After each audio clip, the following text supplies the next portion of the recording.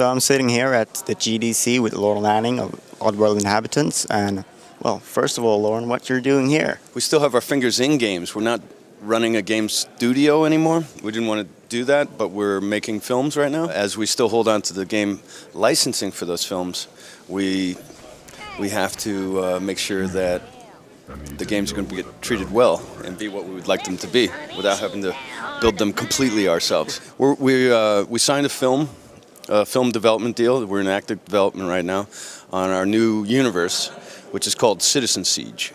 And Citizen Siege is scheduled to be an all-animated, computer-animated action political thriller. It's a little bit of sci-fi, and it's kind of intense. So it's much more mature than we would expect for animated films out of America today. So it'll probably be PG-13, but it'll have a lot of intensity that we're familiar with from more live-action films. It's not the quirky Oddworld sensibility. It's an entirely different universe. I mean, it's pretty intense. It's a dark and uplifting for dark times that need hope. For someone who's played the Oddworld games, what kind of elements would you recognize in this new universe? On the surface, just attention to detail. I mean, hopefully really quality final delivery on what we're doing. That's what it's all been about for us. So you could say, very tight packages like we used to make in the other games. Largely the subject matter, meaning the subtext, the influential material, the inspiration that created Oddworld is very similar to the inspiration that's creating Citizen Siege's universe, except it's more relevant to exactly today and what's going on today on the political landscape, geographically, on the world scale. And it's sort of a menacing view of a possible future. The game industry lost a little bit when you moved away from it. Do you feel, is there someone who's like picking up the torch? It's not fair for me to really say I don't see it happening because I'm not looking that closely right now. I'm really busy with the film projects. But I know that there's a lot of aware, intelligent people in the development community. But there is not many projects that I'm aware of that are very sensitizing in their material, that are very insightful in their material.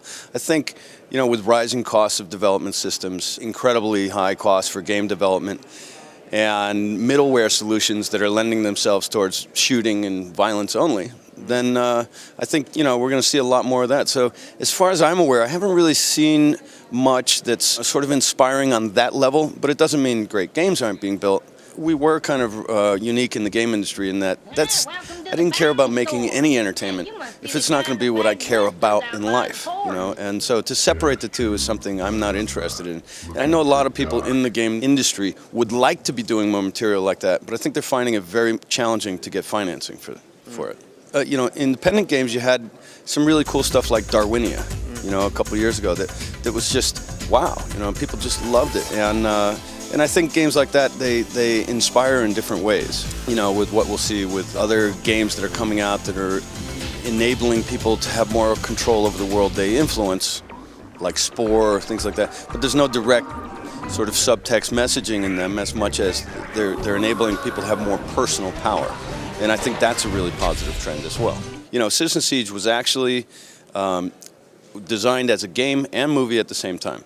But we chose not to start it as a game because we wanted to control the film. You're not going to find game publishers today that are willing to finance your game that's a new property and spend all that money to get it out there, but then let you go off with the film rights. But that's what we wanted. So we go, okay, then we'll just go get the film first, and then we'll come back later and we'll talk about the game after we have the marketing commitment on the film. And that's actually an extremely risky strategy. I mean, I wouldn't recommend that to anyone. You have to be fairly insane to take that path, but that fits us perfectly. So we head on that path, and then we actually have been having a lot of success on that new frontier. But coming from the game industry, I think we might be very early people that are making this transition, but there's a lot of talent in the game industry that I firmly believe will be making that similar transition in the years to come. And in the meantime, I still want to be designing the macro concepts of game experiences, but I'd like them I like the freedom of being able to go to the different game companies in the world and see who has the best for which project, and really try to match that together, and really try to match the synergy of a great property launched as really great, unique experiences in each medium, and not just led in one medium like a movie or game and then blindly licensed with mediocrity coming out in the other mediums. So being passionate about films, games, and television, then that's a lot of our ambition and challenge now, is how to really birth properties that just play well on all of those fronts. Where would you say you are with Citizen Siege, the game? Are you on what level are you? Are you finding a partner or? No, we have no. We are not actively pursuing partners until we have the marketing commitment on the motion picture. The game industry is kind of unique in how it works, and the game industry loves to have and follow on the marketing of films, because films usually have more marketing dollars behind them, and that's how you're really penetrating brand awareness into the world audience. You can't blame a game publisher for wanting to be very onerous over new IPs if they're having to finance that.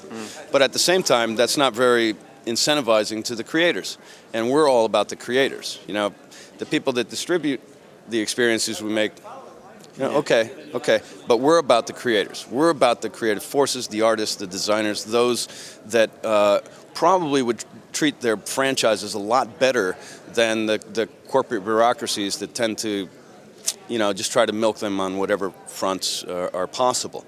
So with that sort of agenda and that strategy for us, it makes a lot of sense to not secure any other deals until the biggest deal is secured first, and then the others are a lot easier. The big deals, it's all happening. Yeah. So that's for Citizen Siege, and then hopefully we'll have positive news on the Oddworld film. Yeah.